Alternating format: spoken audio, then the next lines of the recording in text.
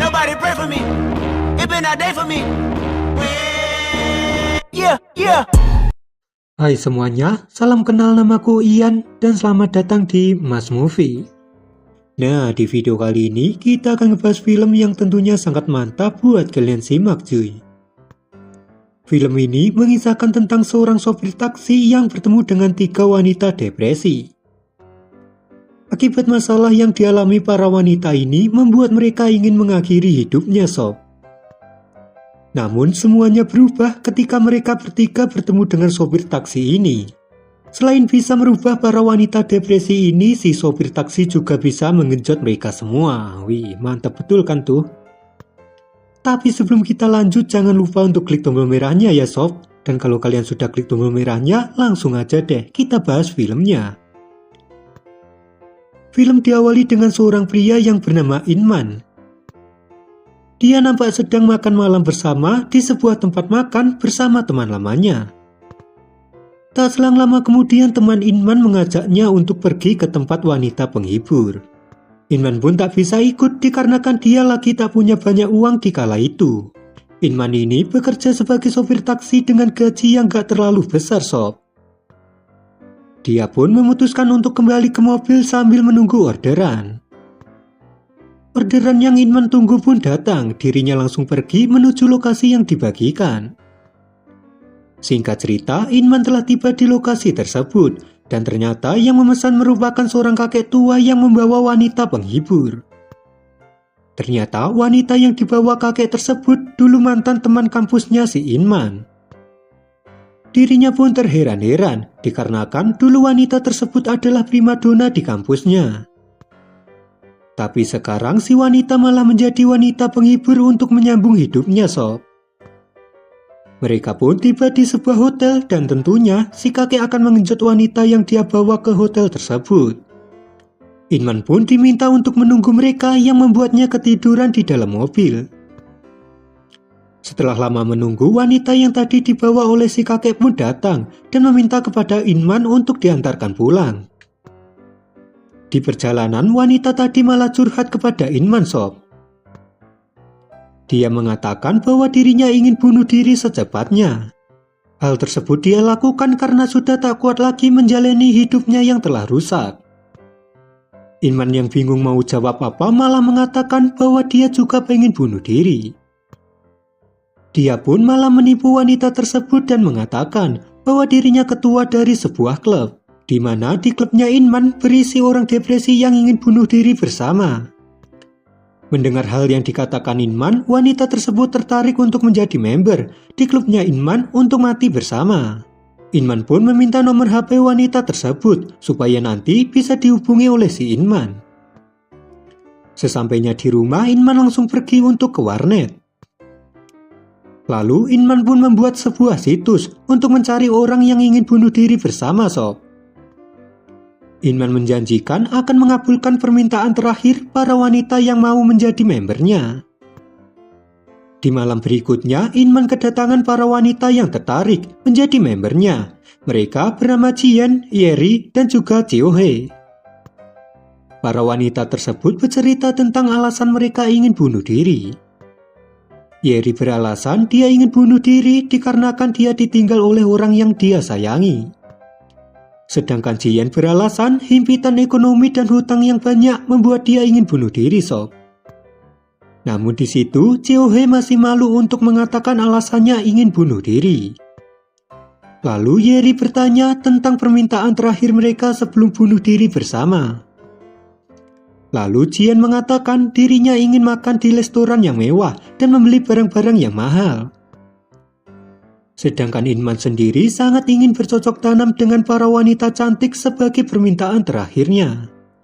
Namun ternyata mereka bertiga bersedia untuk mengabulkan permintaan terakhir Inman.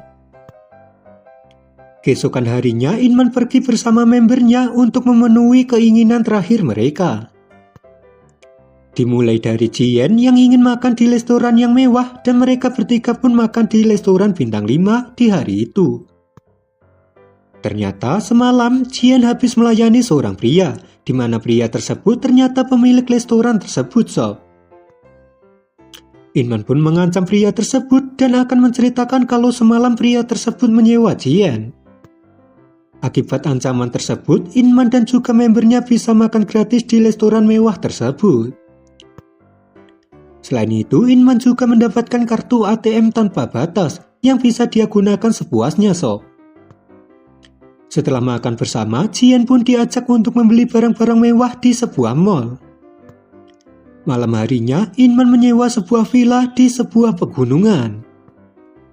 Jian yang terpenuhi permintaannya membalas budi kepada Inman dengan cara bercocok tanam. Di sisi lain, nampak Cheo-hye yang sedang bunuh diri di dalam mobil. Menyadari hal tersebut, Inman pun langsung menolongnya, sob. Di situ, Inman mengatakan bahwa mereka harus mati bersama. Keesokan harinya, giliran permintaan Yeri yang akan dikabulkan oleh si Inman. Di mana di hari itu, mantan Yeri yang dulu menyakitinya akan segera menikah, sob. Yeri pun menyamar menjadi pengantin wanita dan mengacaukan acara tersebut. Sedangkan pengantin aslinya nampak sedang disekap oleh Cheo-hye. Yeri pun nampak sangat bahagia setelah dirinya berhasil membatalkan acara pernikahan mantannya. Sepulangnya dari sana, mereka pun mampir ke sebuah minimarket. Nampak Yeri yang mengambil banyak makanan dan juga minuman tanpa membayar. Namun sialnya, Yeri malah bertemu dengan mantannya yang mengancam akan melaporkan Yeri ke polisi. Namun ternyata Inman mengancam balik dan akan melaporkan atas kasus pelecehan yang dulu dialami oleh Yeri. Karena ketakutan, pria tersebut mencabut tuntutannya dan mereka pun akhirnya bebas, sob. Lalu di situ Cheo-hye mengatakan keinginan terakhirnya. Dia pun meminta untuk diajak ke sebuah sungai. Di pertengahan jalan, Yeri ingin mampir dulu ke sebuah hotel. Yeri ingin membalas budi kepada Inman karena telah mengabulkan keinginannya yang terakhir, sob. Namun ternyata terong sakti Inman pun loyo dan langsung ngecrot sebelum dimasukkan, yang membuat Yeri menjadi tertawa terbahak-bahak di kala itu. Singkat cerita, mereka telah tiba di sebuah sungai. Ternyata pacar Cheo-hye dulu meninggal di sungai tersebut. Akibat kesepian dan tak mau sendiri, Cheo-hye pun ingin mengakhiri hidupnya. Jian pun meminta waktu 3 hari untuk menyendiri sebelum mereka mati bersama. Ternyata Jian pulang untuk menjual barang mewah yang kemarin dia beli untuk membayar hutang ibunya. Sedangkan Yeri ingin kembali melihat mantannya untuk yang terakhir kali, sob. Inman yang sedang bersama Cheo-hye mengaku bahwa dirinya berpura-pura ingin bunuh diri. Inman membuat klub tersebut supaya bisa bercocok tanam dengan mereka bertiga. Bukannya marah, Cheo-hye justru berterima kasih kepada Inman dan meminta untuk dibawa ke sungai yang kemarin. Setibanya di sana, Cheo-hye melihat sebuah keluarga yang sedang liburan di sana.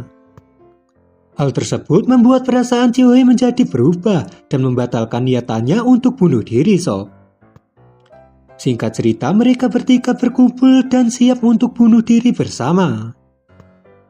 Namun mereka malah berdebat sebab Inman tak mau melakukannya.